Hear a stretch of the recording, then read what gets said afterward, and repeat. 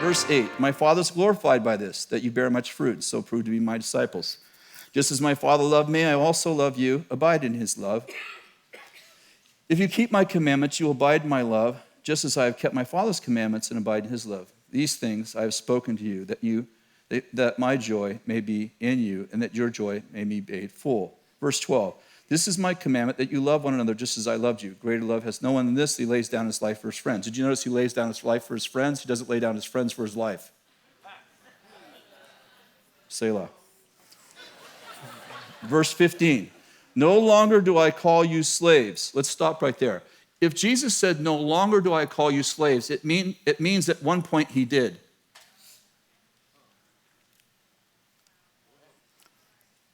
No longer do I call you slaves, for a slave does not know what his master is doing. But I call you friends, for all things I've heard from the Father I make known to you. Okay, how do I know if I'm a slave?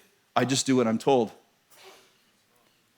No longer do I call you slaves, because a slave does not know what his master is doing. How many know slaves only know what to do? They don't know why they're doing it. Because the highest level of life as a slave is just to obey. Do what you're told, boy. And we have slave camps that validate, I'm a slave to Jesus. Awesome. And you can stay there forever among the other slave people. Or you can let God prune you. If you keep my commandments, then you're my friend. And if you become a friend of God, then how many know you're over here? He says, no longer do I call you a slave, because a slave does not know what his master's doing, but I call you friends. Why do I call you friend? Because all things I've heard from the Father I make known to you. I'd like to suggest that revelation is not the child of laborious effort and searching the scriptures. I'd like to propose to you that revelation is the child of friendship. People are like, how does Bill get all that stuff? How many hours a day does he study? I don't know how many hours. Listen, study's really good, but revelation can't be studied. It can only be revealed. It can't be discovered. It can only be revealed. In other words, as long as you're a slave, God's going to make sure you don't know.